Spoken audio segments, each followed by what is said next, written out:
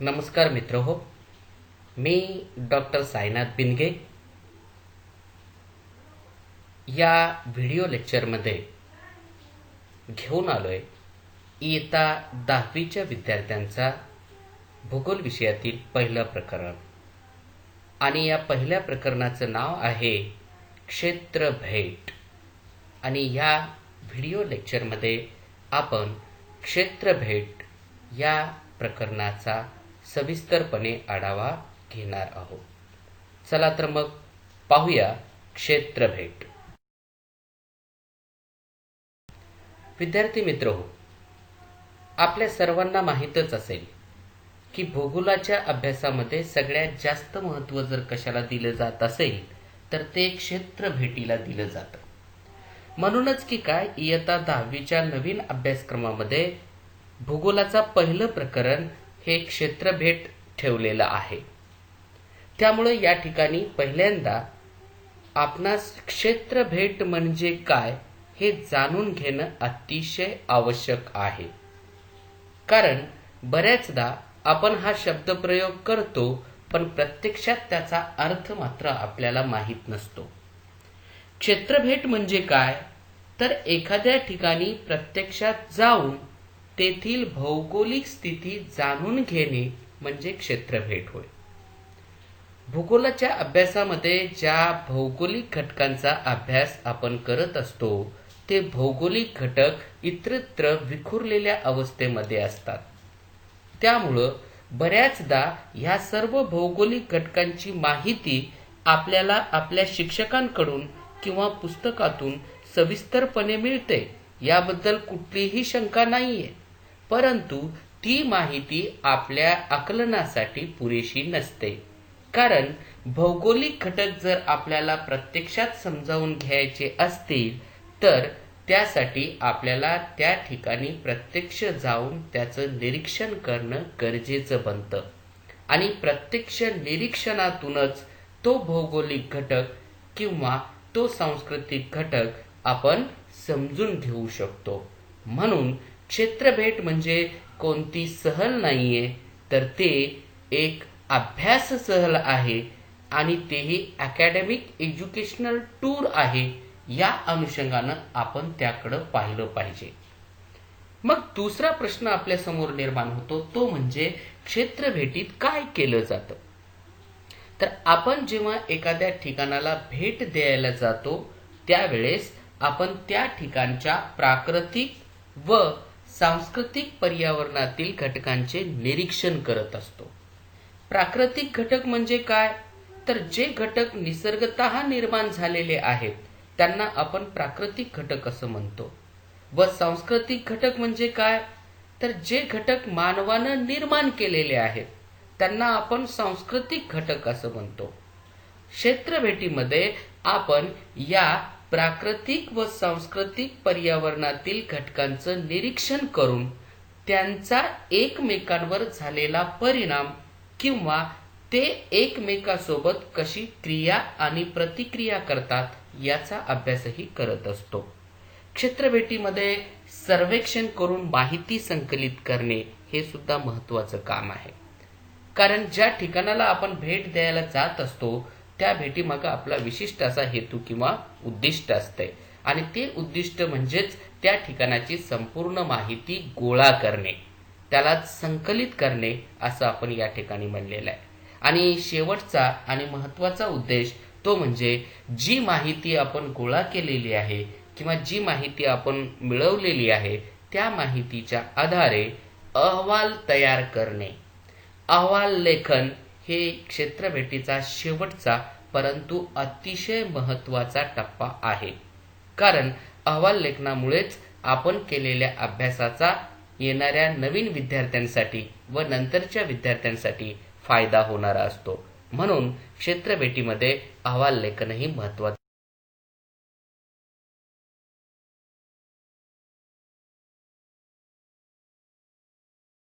मानलं जातं. मग क्षेत्रभेटीला जात असताना कोणकोणती पूर्वतयारी करावी. क्षेत्रभेट घेत असताना आपल्याला अनेक माध्यमातून आणि वेगवेगळ्या प्रकारची पूर्वतयारी करणं अत्यंत आवश्यक असतं. कारण आपण ज्या ठिकाणाला भेट द्यायला जात आहोत ते ठिकाण नेमकं कुठं आहे, त्या ठिकाणाचं अंतर किती आहे, त्या ठिकाणी जाण्यासाठी कोणत्या प्रकारची वाहतुकीची साधनं उपलब्ध आहेत किंवा त्या ठिकाणी जाण्यासाठी किती वेळ लागणार आहे, या सर्व बारीक सारीक गोष्टींचा अगोदर विचार करूनच आपण क्षेत्रभेट निश्चित करत असतो. आणि एकदा क्षेत्रभेट निश्चित झाली की मग त्यासाठी लागणारं कोणकोणतं साहित्य आपल्याला सोबत घ्यायला पाहिजे याचाही विचार आपण करतो. क्षेत्रभेटीला जात असताना सगळ्यात अगोदर आपल्याला ज्या ठिकाणाला भेट द्यायचं आहे त्या ठिकाणाचा नकाशा असेल तर एक दुर्बीण, कॅमेरा, कंपास बॉक्स, त्याच्यासोबतच एक फर्स्ट एड बॉक्स म्हणजे ज्याला आपण प्रथम उपचार पेटी असं म्हणतो, त्यानंतर एक नोंदवही, पेन, पाण्याची बॉटल, बॅग, पिशवी आणि ह्या सर्व वस्तू आपल्याला क्षेत्रभेटीमध्ये सोबत बाळगणं आवश्यक आहे. क्षेत्रभेटीची पूर्वतयारी करत असताना आपल्याला त्या ठिकाणची सर्व प्राथमिक माहिती सुद्धा गोळा करणं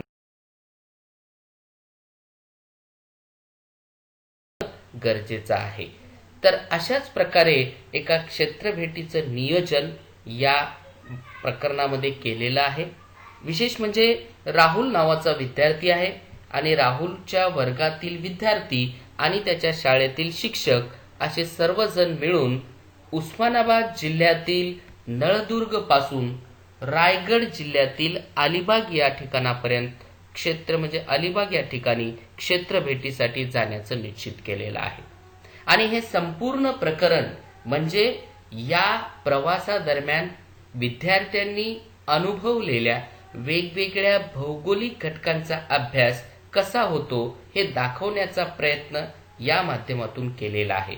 हे संपूर्ण प्रकरण म्हणजेच विद्यार्थी व शिक्षक यांच्यामधला संवाद आहे आणि या संवादाच्या रूपानं विद्यार्थी शिक्षकांना प्रश्न विचारत आहेत आणि शिक्षक विद्यार्थ्यांच्या त्या प्रश्नांची उत्तरं देत आहेत. एका अनुषंगानं ते विद्यार्थ्यांना वेगवेगळ्या भौगोलिक घटकांची ओळख किंवा जाणीव करून देत आहेत. आणि हे ठिकाण जे निवडलेलं आहे ते साधारणतः महाराष्ट्रातील उस्मानाबाद जिल्ह्यातील नळदुर्ग ते भारताच्या पश्चिम समुद्र किनाऱ्यावरील अलिबाग पर्यंतचा हा प्रवास आहे. म्हणजेच या प्रवासातून त्यांना पठारी प्रदेशातून जाता येणार आहे, सह्याद्रीच्या पर्वतरांगातून जाता येणार आहे, पश्चिम घाटातून जाता येणार आहे, पश्चिम किनारी मैदानी प्रदेशातून जाता येणार आहे आणि शेवटी ते पश्चिम समुद्र किनाऱ्यापर्यंत जाणार आहे.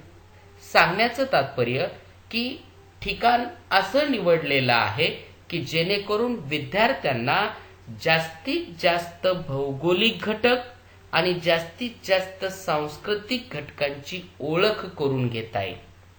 म्हणजे मानवानं निर्माण केलेल्या काही गोष्टी आणि निसर्गानं निर्माण केलेल्या काही गोष्टी आणि या दोघांचा एकमेकांवर होणारा परिणाम हे विद्यार्थी या प्रवासाच्या दरम्यान निरीक्षणातून अभ्यासणार आहेत. म्हणून हा संपूर्ण प्रकरण म्हणजे विद्यार्थी आणि शिक्षक यांच्यामधला संवाद आहे.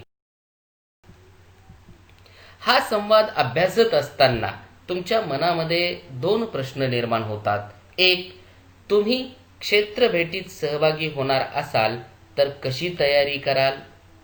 आणि दोन, समजा शिक्षकांनी क्षेत्रभेटीचं आयोजन तुम्हाला करायला सांगितलं तर तुम्ही तपशीलवार नियोजन कसं कराल? तर या दोन्ही प्रश्नांची उत्तरं मी तुम्हाला दिलेली आहेत. क्षेत्रभेटीला जात असताना जे तपशीलवार नियोजन आपल्याला करायचं असतं ते अतिशय महत्वाचं आहे आणि त्यामध्ये सगळ्यात पहिली बाब जी सगळ्यात महत्वाची मानली जाते ते म्हणजे प्रश्नावली तयार करणे. प्रश्नावली म्हणजे काय?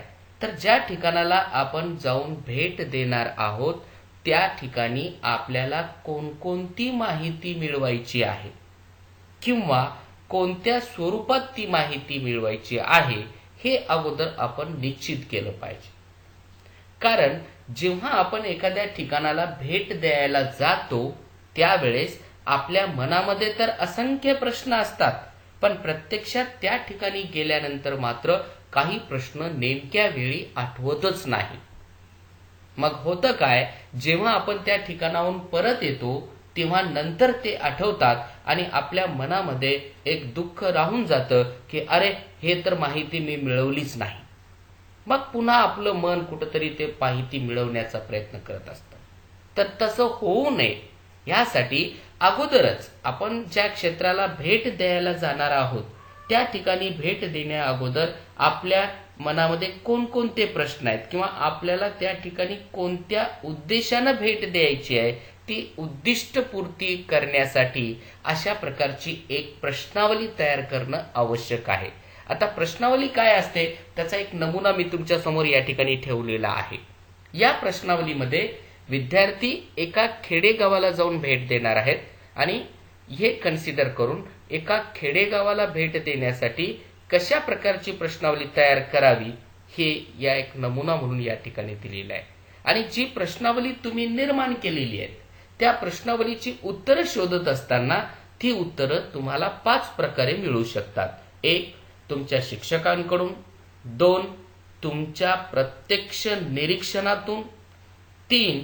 ज्या ठिकाणी तुम्ही भेटायला जाणार आहात त्या ठिकाणच्या स्थानिक लोकांशी चर्चा करून. 4. संबंधित कार्यालयामधून. किंवा 5. तुमच्याकडं असलेल्या नकाशातून. म्हणजे हे डिपेंड करतं की तुम्ही कोणत्या प्रकारचा प्रश्न निर्माण केलेला आहे. उदाहरण म्हणून काही प्रश्न मी तुमच्या समोर ठेवलेले आहेत, मी वाचून दाखवतो. 1. क्षेत्रभेटीसाठी निवडलेल्या खेडेगावाचे नाव काय?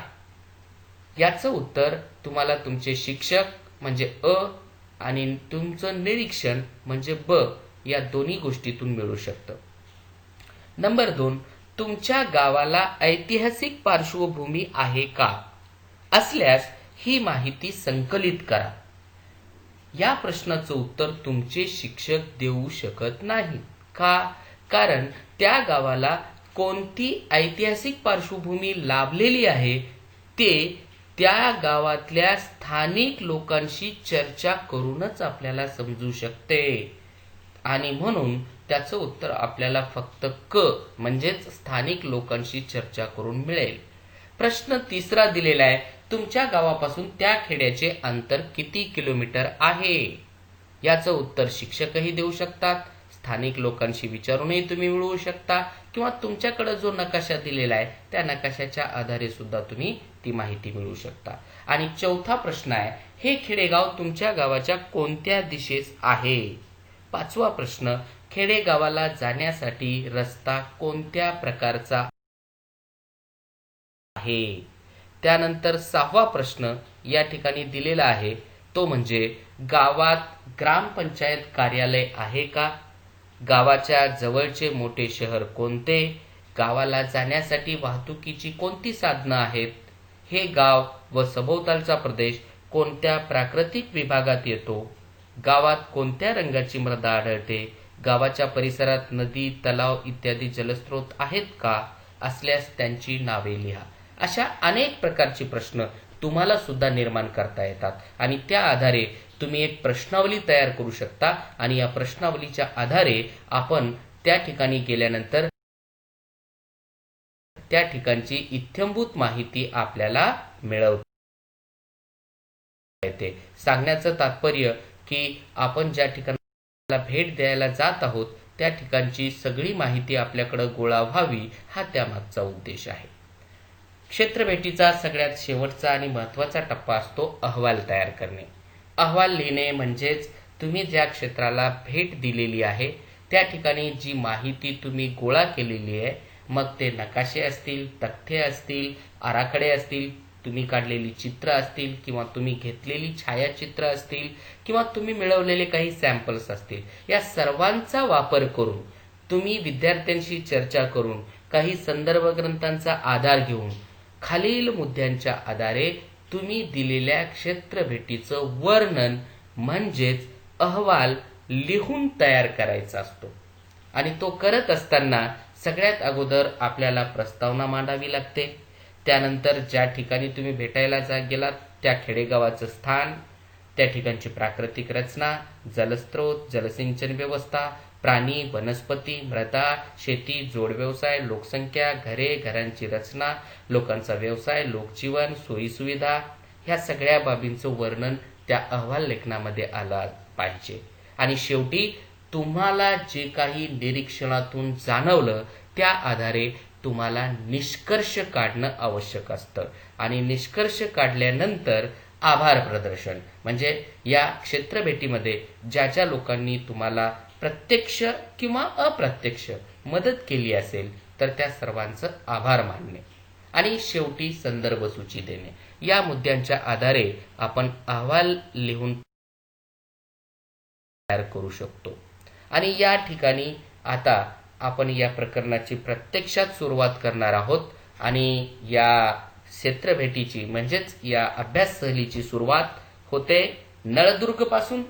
आपण जाणार आहोत नळदुर्ग किल्ल्यापासून ते अलिबाग किल्ल्यापर्यंत. म्हणजे मी सांगितलंय तुम्हाला की आपण दोन्ही प्रकारच्या ठिकाणांना भेट देणार आहोत, प्राकृतिक आणि सांस्कृतिक. म्हणजे सहलच अशी आहे की या प्रवासामध्ये आपल्याला या दोन्ही घटकांचा अगदी जवळून अभ्यास करता येणार आहे. पहिला दिवस आहे, वेळ सकाळची आहे, 6 वाजता सर्व विद्यार्थी आणि शिक्षक सहलीसाठी तयार झालेले आहेत आणि आता त्यांची बस सुरू झालेली आहे. मग लगेच सरांनी विद्यार्थ्यांना सांगितलं की विद्यार्थी मित्र हो, बी अटेन्शन, आता आपण सोलापूरच्या दिशेनं जात आहोत आणि त्यानंतर आपण सिंहगड, पुणे इथपर्यंतचा आपला पहिल्या दिवशीचा प्रवास असणार आहे आणि पुण्याला आपण रात्रीचा मुक्काम करणार आहोत.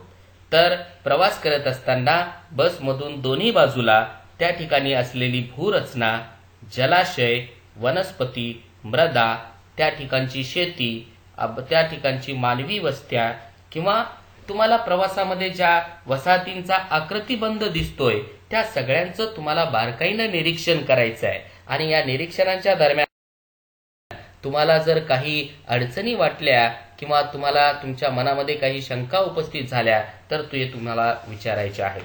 मग लगेच विद्यार्थ्यांनी ऑब्झर्वेशन सुरू केलं आणि अशा प्रकारे शिक्षक आणि विद्यार्थी यांच्या संवादाच्या रूपानं भौगोलिक घटक समजून घेत ही सहल अलिबागकडे निघालेली आहे. मग विद्यार्थ्यांनी वेगवेगळ्या प्रकारची प्रश्न सरांसमोर उपस्थित केली. प्रवासांमध्ये जात असताना विद्यार्थ्यांनी छोटी छोटी गावं पाहिली, गावांमधले मातीची घरं पाहिली. मग एका विद्यार्थ्याला प्रश्नही पडला की सर, ही कोणत्या प्रकारची घरं आहेत? मग सूरज नावाचा विद्यार्थी मॅडमला विचारतोय आणि मग मॅडमला हा प्रश्न निर्माण केल्यानंतर रेणुकाही विचारते की या ठिकाणचं वनस्पती कशा आहेत, निष्पर्ण झाडं दिसत आहेत. मग शिक्षक लगेच त्यांना उत्तरं देतात. ते सांगतात की ह्या ठिकाणच्या ज्या वस्त्या आहेत त्या रेषाकृती अशा वस्त्या आहेत आणि या ठिकाणी जी घरं म्हणजे माती दगडाची घरं आपण पाहिलेत त्यांना धाब्याची घरं असं म्हणतात. आणि या ठिकाणच्या वनस्पती ह्या शुष्क प्रदेशातील पानझडी वनस्पती आहेत. या भागामध्ये पावसाचं प्रमाण कमी असल्यामुळं या ठिकाणच्या वनस्पतींना पानझडी वने असं म्हणतात, कारण उन्हाळ्यामध्ये या ठिकाणच्या वनस्पती आपली सर्व पानं गाळून टाकतात जेणेकरून त्यांना जास्त पाणी लागू नये. मग अशा प्रकारे सभोवतालच्या पर्यावरणाचं, भौगोलिक घटकांचं अभ्यास करत ही विद्यार्थ्यांची सहल पुढे जायला लागली. मग हळूहळू ते सोलापूर शहराच्या जवळ आले. सोलापूर जवळ येताच चित्र बदलायला लागलं. आतापर्यंत जे त्यांनी कडधान्याची शेती पाहिलेली होती, आता त्यांना सगळीकडे हिरवीगार अशी शेती दिसायला लागली. आणि हिरवीगार शेती पाहत असताना विद्यार्थ्यांच्या मनामध्ये पुन्हा प्रश्न निर्माण झाले की मग त्यांनी सरांना विचारलं, सर, या ठिकाणी आपण पाहतोय सगळीकडे हिरवीगार शेती दिसत आहे, ऊसाची शेती आहे आणि या अगोदर जेव्हा आपण नळदुर्ग पासून निघालो त्यावेळेस आपल्याला कडधान्याची शेती दिसत होती. मग लगेच दुसऱ्या विद्यार्थ्यांना ऑब्झर्व केलं आणि मग त्यांनी पुढं एका जलाशयाचा उल्लेख केला. मग सरांनी सांगितलं की विद्यार्थी मित्र हो, या ठिकाणी ऊसाची शेती यासाठी केली जाते कारण या ठिकाणी उजनी नावाचा धरण आहे, धरणाचा जलाशय आहे आणि भीमा नदीवर उजनी नावाच्या जलाशयातून या भागातील शेतीसाठी कृत्रिम रीतीने पाणी पुरवठा केला जातो. हा एक बहुउद्देशीय प्रकल्प आहे.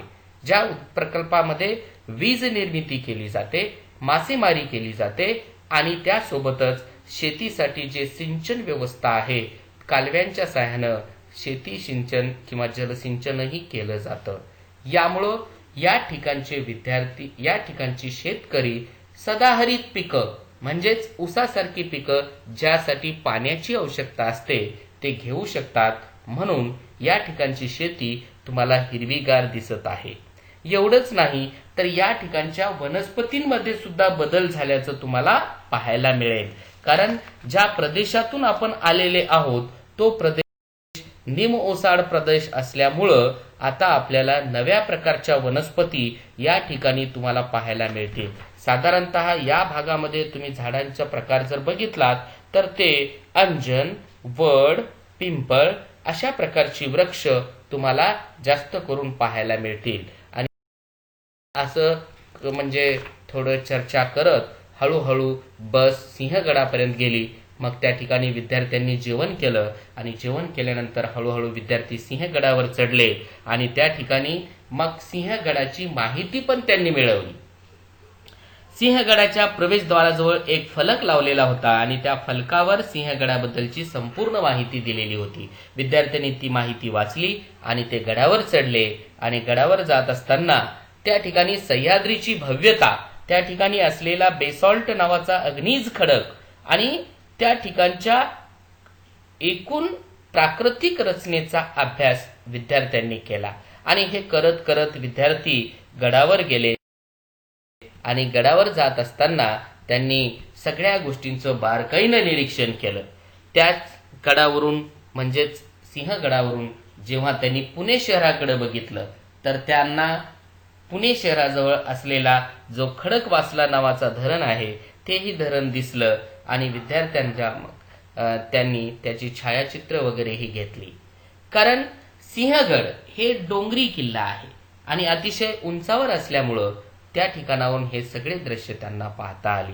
किल्ल्यावर गेल्यानंतर सरांनी विद्यार्थ्यांना एका अनोख्या ठिकाणी घेऊन गेलं. विशेष म्हणजे विद्यार्थ्यांना त्यांनी देवटाके याबद्दलची माहिती दिली आणि विद्यार्थी आश्चर्यचकित झाले. साधारण समुद्र सपाटीपासून 2 ते 2,500 फीट उंचावर असलेला हा किल्ला, त्या ठिकाणी एवढ्या उंचावर जिवंत पाण्याचा एक झरा त्या ठिकाणी उपलब्ध आहे आणि आजही किल्ल्यावर राहणाऱ्या सर्व लोकांची तहान भागवण्याचं काम या देवटाके म्हणजेच या जिवंत पाण्याच्या झऱ्यातून केलं जातं. म्हणजे यावरून आपल्याला किल्ले बांधण्यामागचं नियोजन आणि किल्ल्याचं एकूण जे प्लॅनिंग आहे त्याविषयीची माहिती मिळते, जे आपल्याला या देवटाक्यातून पाहायला मिळते. मग सर्व विद्यार्थ्यांनी सिंहगड उतरून ते पुण्याच्या दिशेनं आले आणि पुण्यामध्ये शनिवारवाडा आणि त्यानंतर तुळशीबाग, महात्मा फुले मंडई, त्यानंतर मग त्यांनी अशा काही भौगोलिक घटकांची माहिती मिळवली आणि अशा काही ठिकाणी भेटी दिल्या आणि मग रात्रीच्या मुक्कामाच्या ठिकाणी गेले आणि त्यांनी तिथं विश्रांती घेतली. मग दुसऱ्या दिवशी सकाळी 7 वाजता त्यांचा प्रवास सुरू झाला. आता दुसऱ्या दिवशीचा प्रवास तो म्हणजे साधारण पुणे ते अलिबाग. सकाळी न्याहारी केल्यानंतर मुंबई पुणे द्रुतगती मार्गानं बस मार्गस्थ झाली. मग विद्यार्थ्यांनी पुन्हा दोन्ही बाजूच्या प्रदेशाचं निरीक्षण करायला सुरुवात केलं. हळूहळू बस सह्याद्रीच्या पर्वतरांगांमधून जायला लागली. अनेक प्रकारचे नैसर्गिक आणि विशेष म्हणजे पश्चिमेकडील उतार आणि त्यानंतर पश्चिमेकडील कडा, त्या ठिकाणी असणारे अनेक धबधबे याबद्दल विद्यार्थ्यांना माहिती देण्यात आली. विद्यार्थ्यांनी या सर्व नैसर्गिक दृश्यांचा आनंद घेत हळूहळू बस पुढे जायला लागली आणि बस पुढे जात असतानाच विद्यार्थ्यांनी त्या ठिकाणच्या बदलत जाणाऱ्या पर्यावरणाचा आणि त्या पर्यावरणाचा त्या ठिकाणच्या वनस्पती व प्राणी जीवनावर होणाऱ्या परिणामांचाही अभ्यास केला. विद्यार्थ्यांच्या मनातील प्रश्न सरांना विचारण्यात आले आणि सरांनी त्यांच्या पद्धतीनं त्या सर्व प्रश्नांची उत्तरं देण्याचा प्रयत्न केला. हळूहळू वनस्पती, प्राणीजीवन ह्या सगळ्यांची ओळख विद्यार्थ्यांना झाल्यानंतर बस जवळजवळ अलिबागला जाऊन पोहोचली. अलिबागच्या जवळ गेल्यानंतर सरांनी सर्व विद्यार्थ्यांना सांगितलं की आपण तलाठी कार्यालयात जाणार आहोत आणि तलाठी कार्यालयात गेल्यानंतर आपण जी प्रश्नावली तयार केलेली आहे त्या प्रश्नावलीच्या आधारे आपण या परिसराची संपूर्ण माहिती गोळा करूया. मग जेवण केल्यानंतर आपण समुद्र किनाऱ्यावर जाणार आहोत. मग दुपारी सर्व विद्यार्थी समुद्र किनाऱ्यावर गेले. त्या ठिकाणी त्यांनी अलिबागचा किल्ला म्हणजे ज्याला आपण कुलाबा असा म्हणतो त्या किल्ल्याचंही म्हणजे पाहणी केली, निरीक्षण केलं. भरती आणि ओहोटीच्या वेळा लक्षात ठेवायचं आणि त्यासाठी काय यंत्रणा त्या काळामध्ये होती किंवा आज कशा प्रकारे भरती आणि ओहोटी समुद्राला येते याचीही जाणीव विद्यार्थ्यांनी या अभ्यासातून केलेली आहे. आणि विद्यार्थ्यांनी या किल्ल्यांचंही बारकाईनं निरीक्षण केल्याचं या ठिकाणी आपल्याला लक्षात येतं. सरांना विद्यार्थ्यांनी विचारलं की सर, आपण सुरुवातीला ज्या ठिकाणाहून निघालो तो नळदुर्ग किल्ला, त्यानंतर ज्या ठिकाणी आपण दुपारी जेवण केलं तो सिंहगडचा किल्ला आणि आता हा अलिबाग किंवा कुलाबा किल्ला, हे तिन्ही किल्ले सारखेच आहेत का? तर सरांनी सांगितलं नाही, किल्ल्यांचे 3 प्रकार आहेत आणि त्या तीनही प्रकारचे किल्ले आपल्याला एका क्षेत्रफेटीमध्ये अभ्यासता आले. कारण नळदुर्गचा जो किल्ला आपण सुरुवातीला पाहिला तो भुईकोट किल्ला आहे म्हणजे जमिनीवर बांधलेला आहे. सिंहगड जो आपण किल्ला पाहिला तो डोंगरी किल्ला आहे म्हणजे एखाद्या पर्वत माथ्यावर बांधलेला आहे. आणि आता कुलाबा किंवा अलिबागचा किल्ला जो आपण पाहत आहोत तो जलदुर्ग आहे म्हणजे समुद्राच्या आत जे तरंग घर्षित मंच असतं त्या तरंग घर्षित मंचावर बांधलेला हा किल्ला आहे, म्हणून याला जलदुर्ग असं म्हणतात. विद्यार्थ्यांनी त्या संपूर्ण किल्ल्याचं बारकाईनं निरीक्षण केलं आणि विद्यार्थ्यांनी निरीक्षण केल्यानंतर सर्व विद्यार्थी मग त्या सर्व किल्ल्यांची माहिती मिळवल्यानंतर त्या ठिकाणच्या व्यवसायांची आणि मासेमारी व्यवसाय, शेती व्यवसाय हे सगळे प्राथमिक व्यवसायांची माहिती त्यावर चर्चा केली आणि मग सगळे विद्यार्थी मग आपल्या मुक्कामाच्या ठिकाणी परत आले आणि त्यानंतर मग त्यांचा परतीचा प्रवास सुरू झाला. अशा प्रकारे थोडक्यात या पाठामध्ये आपण क्षेत्रभेट म्हणजे काय, क्षेत्रभेटीचा उद्देश काय असतो आणि त्यासोबतच क्षेत्रभेटीला जात असताना कशा प्रकारे आपल्याला भौगोलिक घटकांची माहिती आणि प्रत्यक्ष जाऊन परीक्षण किंवा निरीक्षण केल्यानंतर कशा प्रकारे आपण त्या सर्व घटकांची इत्थंभूत माहिती मिळवू शकतो हे विद्यार्थ्यांच्या लक्षात येऊ शकते. हे प्रकरण अशा प्रकारे विद्यार्थी आणि शिक्षक यांच्या संवादाच्या माध्यमातून देण्यात आलेला आहे आणि या संवादातूनच आपण क्षेत्रभेटीचा अभ्यास केलेला आहोत. तर अपेक्षा आहे की तुम्हाला हे प्रकरण समजलं असेल आणि समजलं असेल तर मी या ठिकाणी थांबतो. सर्वांचे धन्यवाद.